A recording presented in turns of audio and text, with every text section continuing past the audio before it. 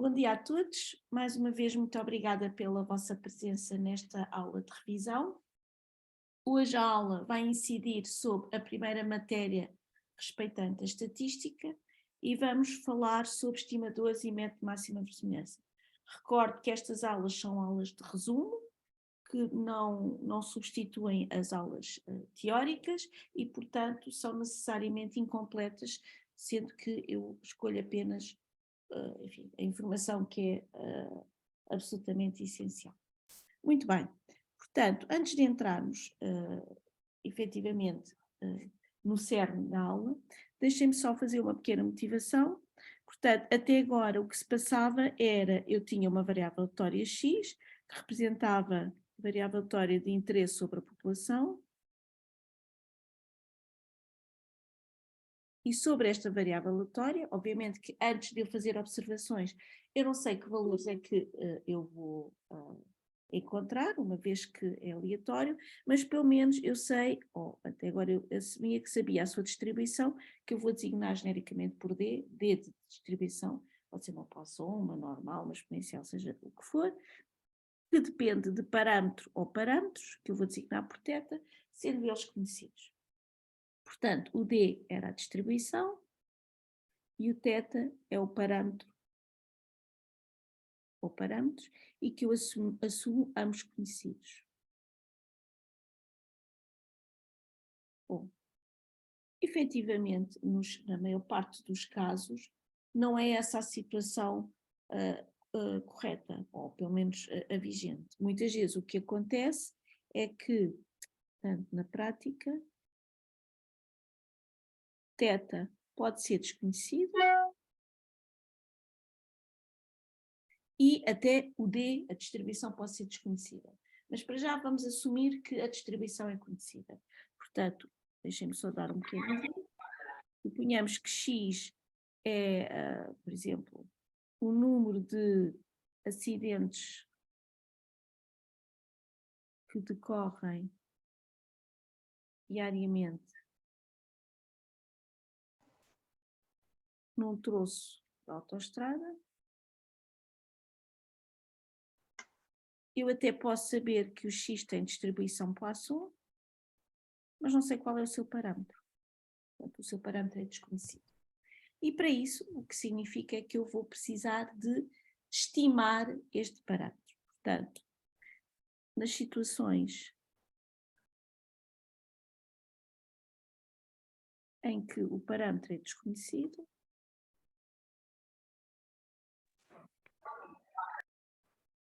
vamos usar informação que é relativa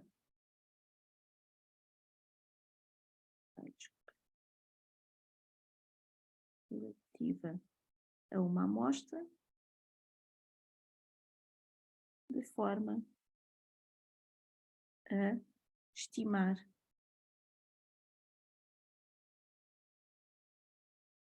este parâmetro desconhecido.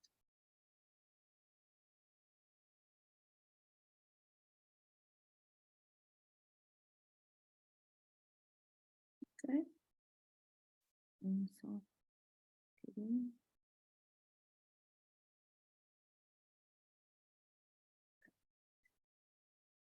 Ok, portanto, esta é a situação. Portanto, o que eu tenho é, se eu tiver uma população, vamos representar a população por esta forma, portanto, suponho que eu tenho a população é constituída por um número finito ou infinito de elementos, não interessa. E agora o que eu vou fazer é, se eu conseguisse observar a população toda, eu até poderia conseguir, mas nesse caso deixava de ter quer dizer, tenho aleatoriedade no sentido que os indivíduos são diferentes entre si, mas se eu conseguisse observar a população toda, eu tinha a informação toda.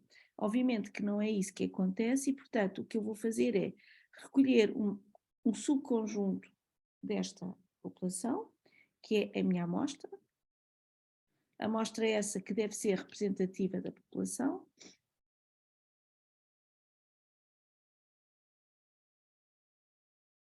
Depois, o que eu vou fazer é, vou estudar a amostra. Vou estudar a amostra através de técnicas estatísticas associadas à análise de dados, à estatística descritiva. E agora, o que eu quero é, estou interessada não necessariamente só na amostra, mas sim no que se passa da população. Portanto, o que eu quero a seguir é, com base no conhecimento que eu vou adquirir sobre a amostra, o que eu vou querer fazer é extrapolar para a minha população. Portanto, o que eu quero é fazer qualquer coisa de, passando da amostra, eu conseguir, de certa forma, extrapolar para a população. E este procedimento é isto que consta, que é respeitante a estatística que nós vamos dar ou a inferência estatística.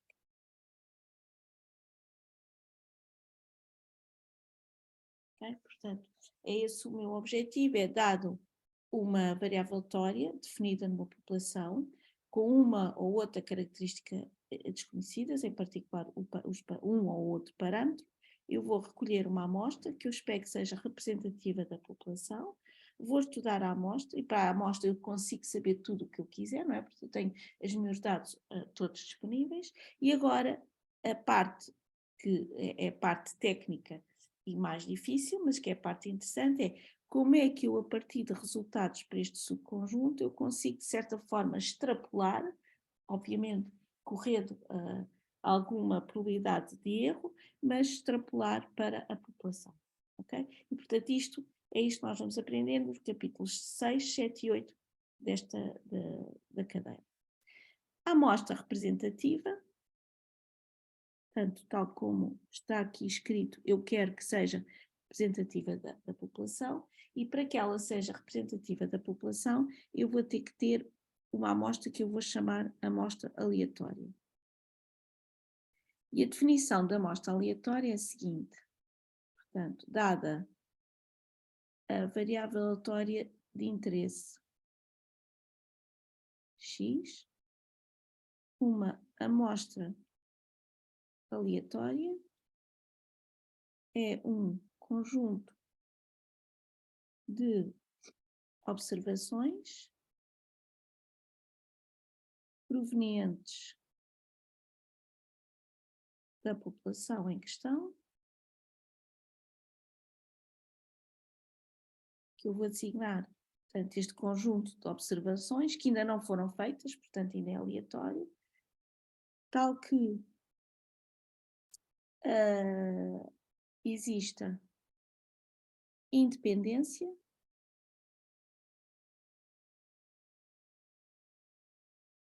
e as variáveis sejam, e as observações sejam identicamente distribuídas.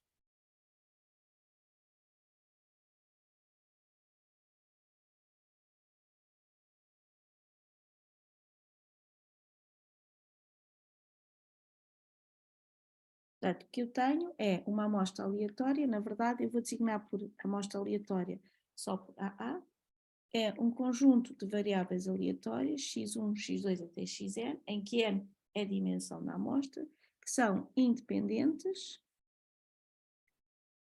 e que são identicamente distribuídas à variável aleatória de interesse x. Portanto, estas duas características são as características que nos vão permitir montar todo o procedimento da inferência estatística que me vai permitir passar dos resultados particulares de uma amostra para a população. Já agora, o facto das variáveis serem independentes e identicamente distribuídas significa que, deixem-me só pôr aqui uma nota esta que é relevante, não é um pormenor, se x for discreto, o facto de eu ter esta definição de amostra aleatória significa que se eu quiser calcular a probabilidade conjunta da amostra para um conjunto particular de valores, não se esqueçam que por x maiúsculo ou xi maiúsculo eu pretendo significar a variável aleatória, portanto ainda não fiz nenhuma observação e por x minúsculo eu pretendo designar observações concretas. Portanto, por lado de eu observar efetivamente os valores x1 pequenino, x2 pequenino até xn, uma vez que as variáveis são independentes, a probabilidade conjunta é o produto das probabilidades marginais, isso foi a definição que nós vimos no capítulo referente a variáveis aleatórias bidimensionais. Isto é o facto de serem independentes, e porque são identicamente distribuídas, esta função de probabilidade é comum a todas elas, só muda o argumento, portanto, e é comum à variável aleatória x.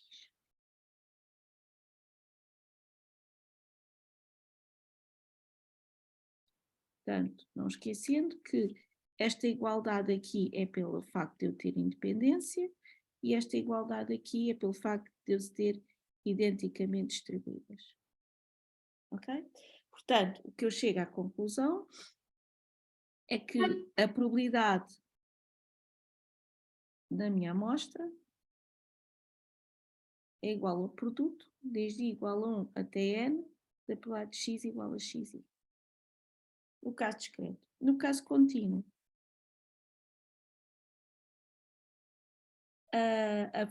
não tenho a probabilidade conjunta, vou ter a função densidade de probabilidade conjunta.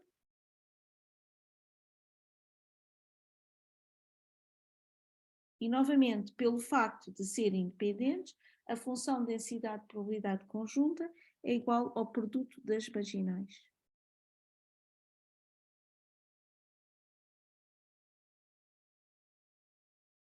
E, novamente, como elas são identicamente distribuídas, estas funções são as mesmas, só muda eventualmente o ponto em que elas são calculadas. Portanto, isto é a função comum a todas elas, calculada no ponto x1, vezes a função comum a todas elas, calculada no ponto x2, e assim sucessivamente. Ou seja, no caso contínuo, a função densidade de probabilidade é igual ao produto da função densidade de probabilidade comum a todas elas, mudando apenas eventualmente o argumento. Portanto, isto é logo a primeira consequência da definição de variável aleatória, de amostra aleatória. E já agora, em consequência,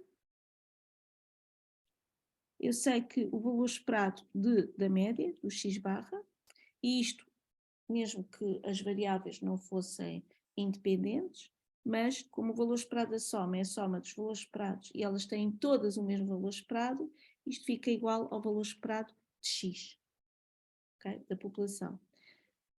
O que não é de todo trivial é que a variância de x barra, portanto, a variância da soma não é necessariamente a soma das variâncias. Eu recordo que nós vimos que a variância da soma de duas variáveis aleatórias é a soma das variâncias mais duas vezes a covariância entre elas, uma vez que neste caso eu estou no contexto de uma amostra aleatória, elas são independentes e, portanto, a covariância é nula.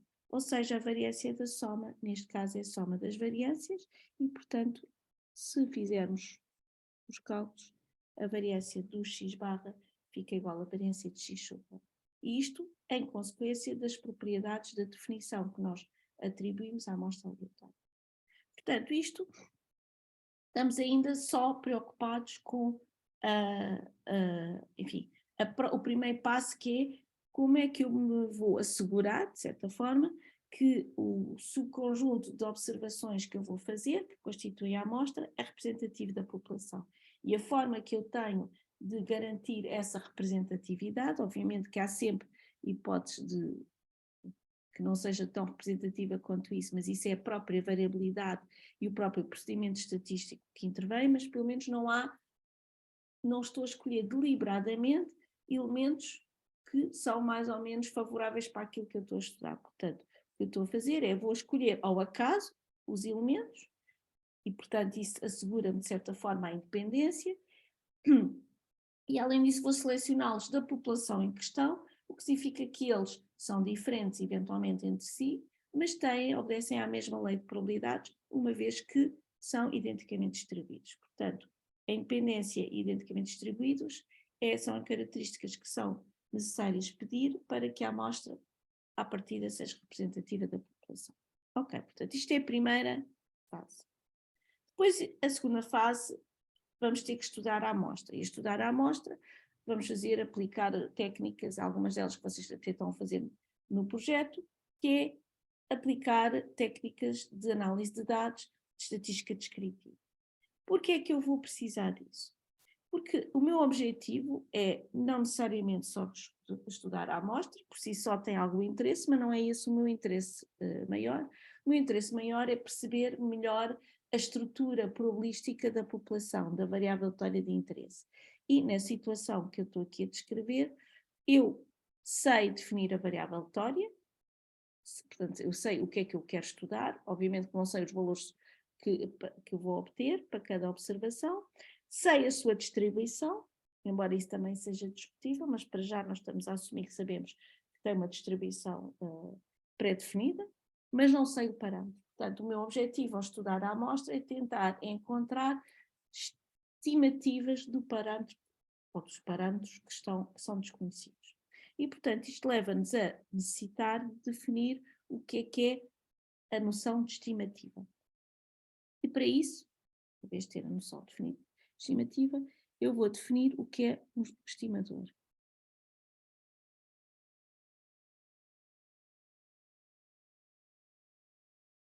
Portanto, dado um parâmetro que eu vou designar por θ, θ pode ser o que vocês quiserem, portanto é só uma designação muito genérica, e uma amostra aleatória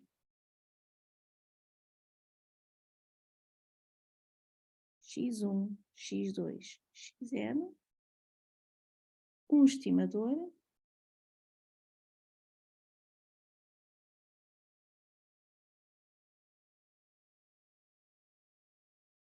um estimador de θ é uma função da amostra aleatória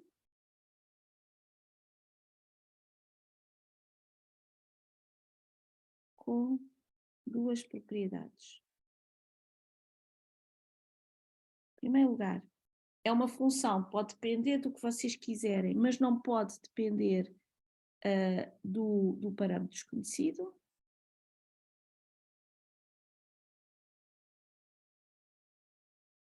E segundo, toma valores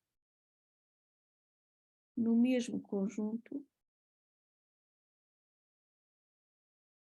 de valores admissíveis para θ.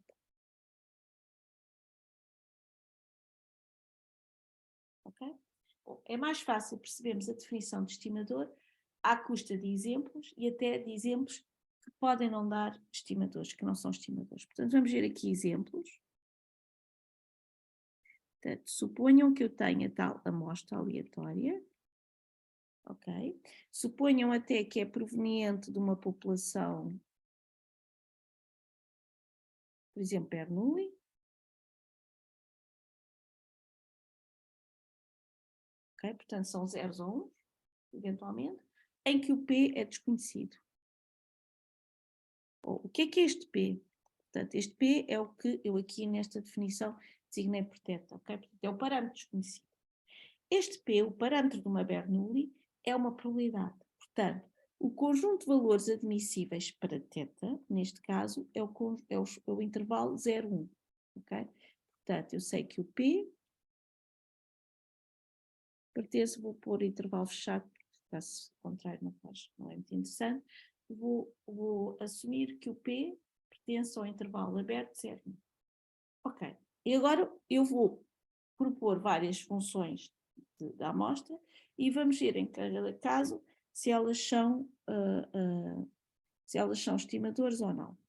Portanto, vou pôr aqui uma coisa, candidatos a estimador. B.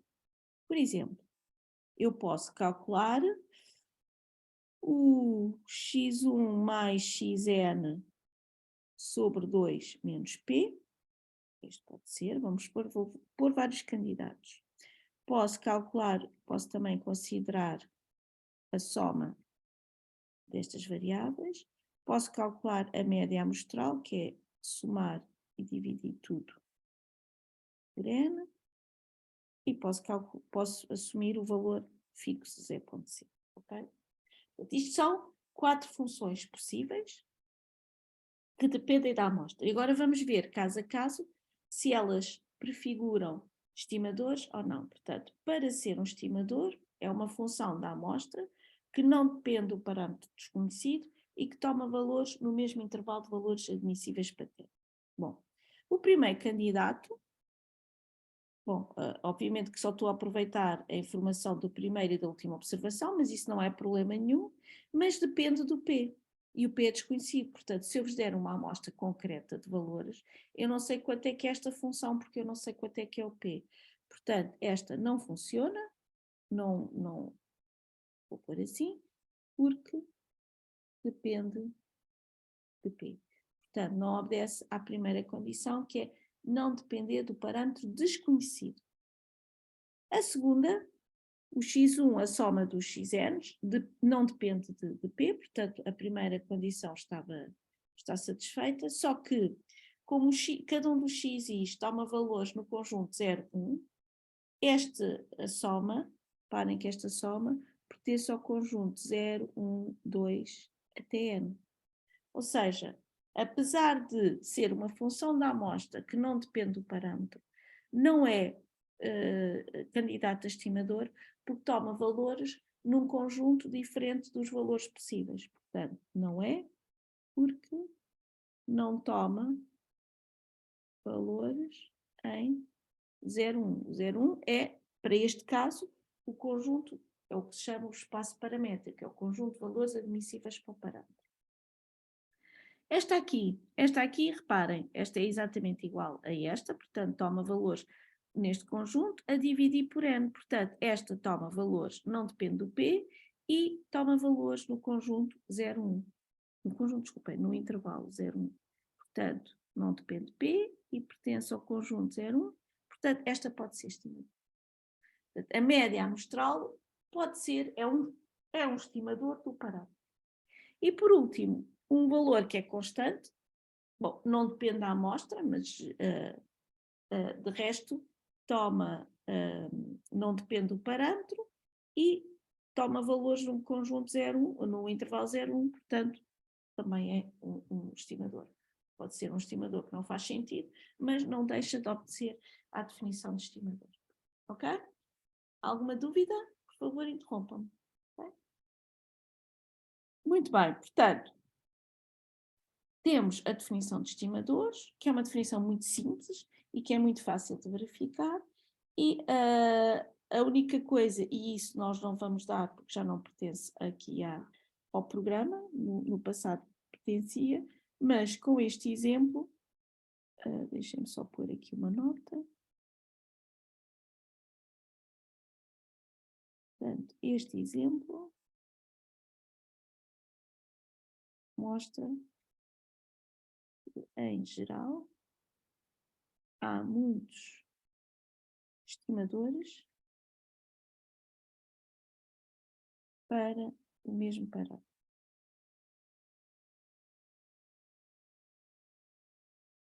Portanto, na verdade, na aplicação real da estatística, temos ao nosso dispor propriedades sobre os estimadores que permitem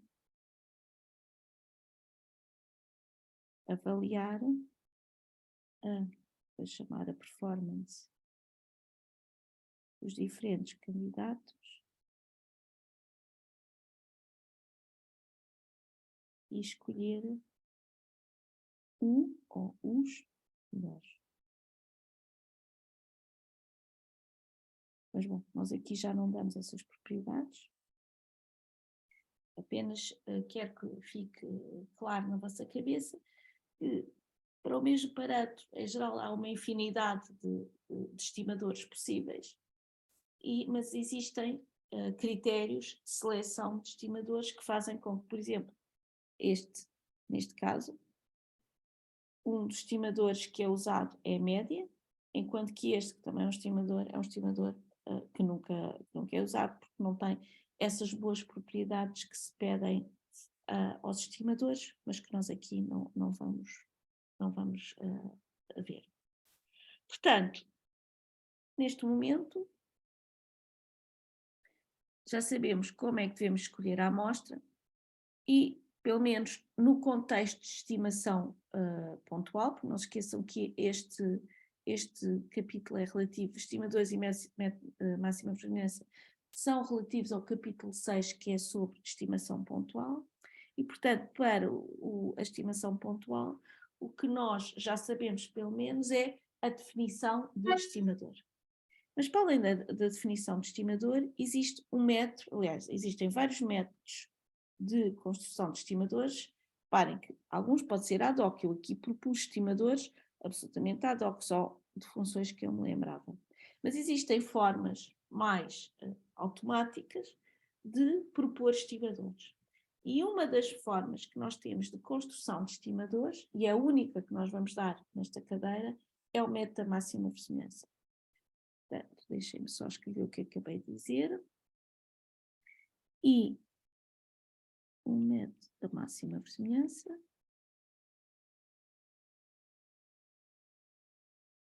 desculpe, quero apagar.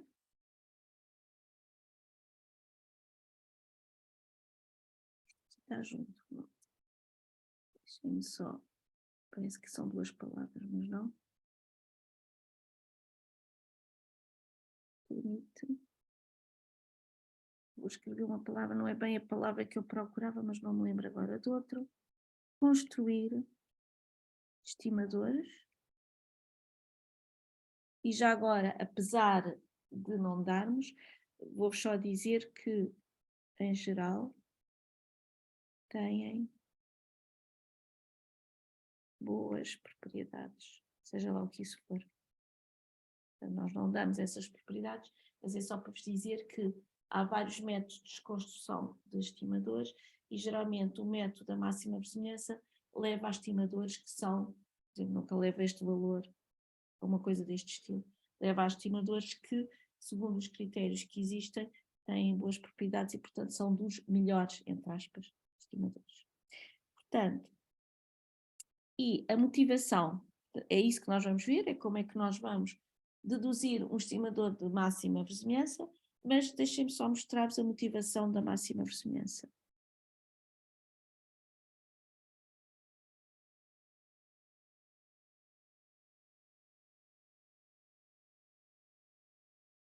Na verdade, a palavra verosimilhança já deverá ajudar mais ou menos a perceber a ideia. Portanto, a verosimilhança vem de verosímil e o que eu quero ver é o que é que torna mais... Bom, enfim, é mais fácil eu fazer um boneco. Suponham que eu tenho uma variável aleatória x, que eu sei que tem distribuição normal, ok? Sei que a variância é unitária, mas o μ é desconhecido, mas eu sei que o μ ou é 0 ou é 10, por exemplo, ok? Que é para ser uma coisa mais simples. Portanto, se o μ for 0, eu vou pôr o 0 azul ou outra cor, deixem-me pôr roxo. Não, o roxo não se nota tanto. Vou pôr cinzento. Se o μ for 0, a função densidade de probabilidade é desta forma. Atenção, os conceitos que estão para trás de probabilidades não podem ser esquecidos, ok? Portanto, ela é centrada, supostamente isto devia ser simétrico, é centrada no 0. Se o μ for 10, e eu não sei, portanto, o μ eu não o conheço, mas neste caso eu sei que só toma o valor 0 ou 10. Se for 10, eu tenho a mesma forma, perdoem as minhas poucas capacidades de desenhar, mas ela está deslocada para a direita. Portanto, aqui, ok? Portanto, isto são, eu estou hesitante se a minha variável aleatória tem a distribuição a cinzento ou se tem a distribuição a rosa.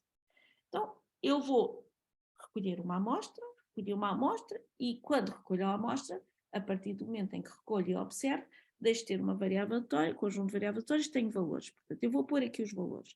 Suponham que eu aqui estou a pôr os valores que eu observei, ok? Portanto, este asterisco são valores observados. Os valores observados. Bom, se estes forem os valores observados, reparem que o que vai acontecer é estes valores, se o meu μ for 10, estes valores têm uma probabilidade reduzida de serem observados, porque não se esqueçam que a função densidade de probabilidade não é uma probabilidade, mas dá uma medida da verosimilhança, digamos, ou da probabilidade de cada um dos valores. E o que acontece é que para a curva cor-de-rosa, por exemplo, este devia ter uma probabilidade de quase zero, ou uma função de densidade de quase zero, de ser observado. Enquanto que, se o modelo correto for o cinzento, estes valores são provavelmente observáveis, isto é, são verosímeis, desculpem, ok? E é exatamente isso que motiva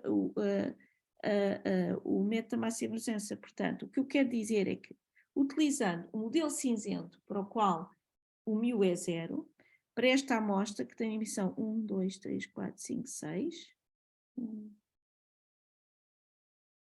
portanto, para estes valores, eu não sei que valores é que são, portanto vou pôr assim,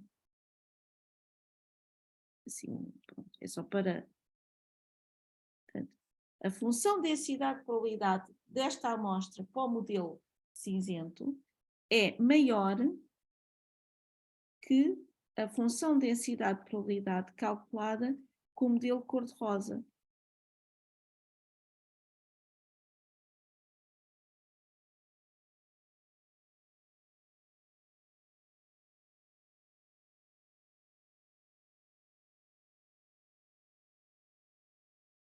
Ok?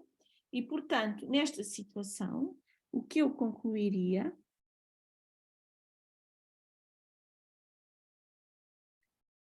diríamos que a estimativa de máxima verosimilhança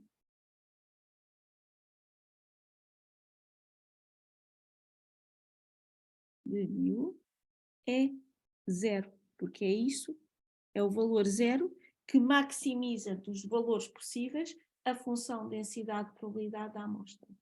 Okay? E por isso é que se chama o método da máxima verossimilhança. Eu vou escolher o valor para o parâmetro que maximiza a função densidade de probabilidade ou a probabilidade de eu observar efetivamente a amostra que eu observei.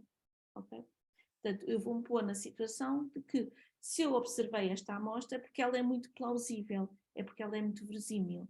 Portanto, eu vou escolher como estimador do parâmetro o valor que maximiza essa probabilidade. Portanto, isto é se eu tiver só 2 candidatos. Se eu tiver 4 candidatos, teria que avaliar a função densidade de probabilidade ou a probabilidade para cada um dos candidatos e escolher a maior. Se eu tiver uma infinidade de candidatos, o que é que eu vou fazer? Vou maximizar a função densidade de probabilidade. E é isso o método da máxima verosimilhança. Portanto, em geral, e agora vamos fazer o método em geral, o que eu vou fazer é, vou ter que fazer no caso discreto, já agora vamos fazer o caso discreto, portanto, se x for uma variável aleatória discreta, não sei o que é que está a acontecer, o meu lápis não está a escrever.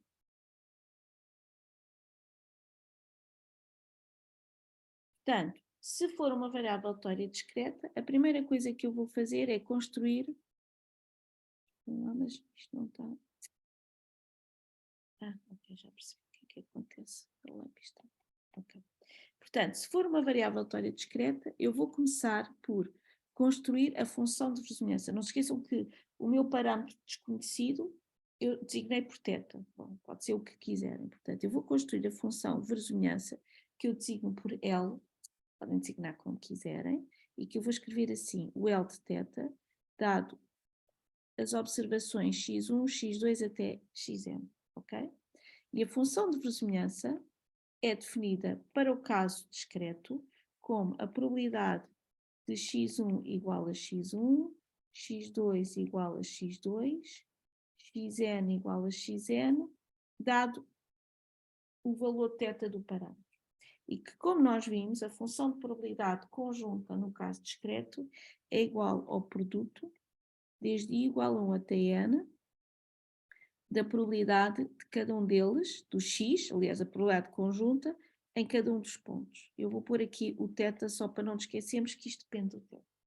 Okay? No caso contínuo,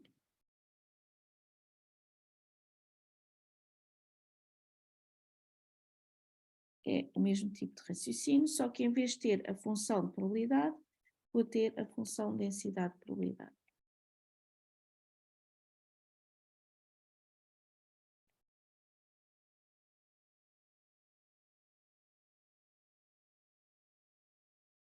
Eu estou só a pôr aqui o θ, que é para não nos esquecermos que esta função depende de θ. E, portanto, isto é o produto, desde i igual a 1 até n, de f, a função comum a todas elas, muda apenas o ponto, ok? Portanto, isto é só para calcularmos a função de verossimilhança. Uma vez calculada a função de verossimilhança, portanto, o passo 0 é exatamente calcular a função de verossimilhança. Esta função L de θ. E agora o cálculo, no passo que tivemos anteriormente, depende se a variável é discreta ou contínua. O passo seguinte é maximizar em ordem a θ esta função. E maximizar em relação ao espaço paramétrico, ao conjunto de valores admissíveis para o θ. E então, o resultado é que o meu estimador de máxima verossimilhança, que eu vou escrever assim, de θ, com base nesta amostra x1 até xn, é exatamente o valor que é o máximo do L de θ para uma amostra aleatória. Ok? Enquanto que isto, portanto, é estimador de máxima verossimilhança, é uma variável aleatória.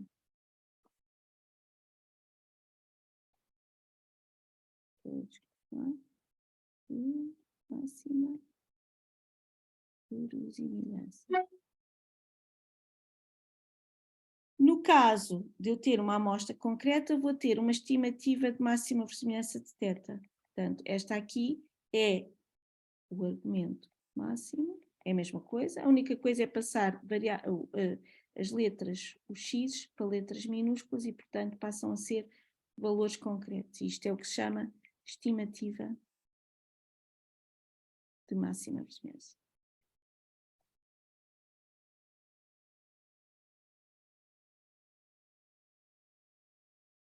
Ok? E, portanto, o que eu tenho que fazer é calcular a função de verossimilhança e depois maximizar. Vão ver depois quando, no vídeo correspondente aos exercícios, eu hoje não vou fazer nenhuma ilustração, portanto isto é só os conceitos hoje, que por vezes, na maior parte dos casos de interesse, a função de verossimilhança depende de produtos e depende de exponenciais. E então, o processo de maximização é mais fácil se em vez de maximizar a função de verossimilhança, maximizar o seu logaritmo. Como o logaritmo é uma função crescente, o maximizante da função de verossimilhança é igual ao maximizante da função log verossimilhança e torna as contas mais fáceis. Portanto, por vezes, no passo 1, em vez de maximizarmos esta função, maximizamos o logaritmo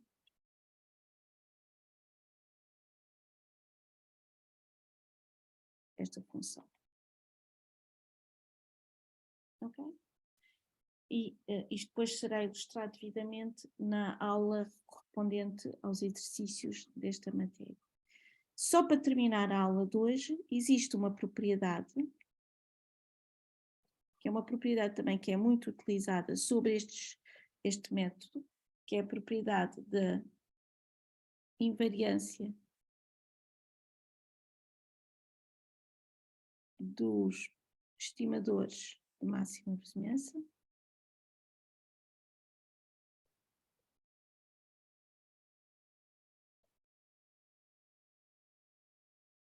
Que me diz que se eu, em vez de querer calcular um estimador de máxima vizinhança do θ, quiser calcular um estimador de máxima vizinhança, por exemplo, de uma função do θ, por exemplo, no caso deste caso que nós vimos aqui da Bernoulli, em vez de querer estimar o P, quer calcular a estimativa de P quadrado, ou seja lá o que for, uma função de P. A propriedade de invariância dos estimadores de máxima vizinhança diz-me que o estimador de máxima vizinhança de uma função do parâmetro é igual ao G do estimador de máxima vizinhança de T. Bom, isto veremos com os exercícios o que é que isto significa, mas é uma propriedade que é muito útil e que torna muitas vezes o uso do método de máxima vizinhança ainda mais popular, uma vez que muitas vezes eu não quero estimar o parâmetro em si, mas sim uma função do parâmetro, e o que significa que, tendo a estimativa do parâmetro, depois posso calcular para qualquer função. E pronto, portanto, hoje era a matéria que eu queria deixar aqui nesta aula de resumo, sobre a motivação para a necessidade de considerar a estatística como sendo uma maneira de eu estimar parâmetros de uma população que sejam desconhecidos à custa de um subconjunto deles, que são o subconjunto esse que é a amostra, que tem que ter as condições que nós vimos sobre a amostra aleatória, independência e integralmente distribuídos. Depois vimos o conceito de estimador, quais são as propriedades da função da amostra que eu devo ter para ter um estimador. O estimador, de qualquer forma, é uma variável aleatória e, portanto, faz sentido eu também depois iremos ver no capítulo 7 e 8 distribuições destes estimadores. E, por último, vimos o método de construção de estimadores, que é o método da máxima verossimilhança e que passa por construir a probabilidade, olhar para a probabilidade da amostra, não do ponto de vista dos x, mas sim do ponto de vista do parâmetro desconhecido, e portanto o que eu vou fazer é, vou maximizar a probabilidade do que eu efetivamente observei em função desse parâmetro, e isso dá-me a estimativa de máxima verossimilhança. E por último, esta propriedade que depois será ilustrada devidamente nos exercícios. E enfim, é esta a matéria, resumo relevante relativa a este capítulo e que será depois ilustrado num vídeo relativo aos exercícios. Muito obrigada pela vossa presença e aguardo, estou ao vosso dispor e até ao próximo vídeo. Muito obrigada.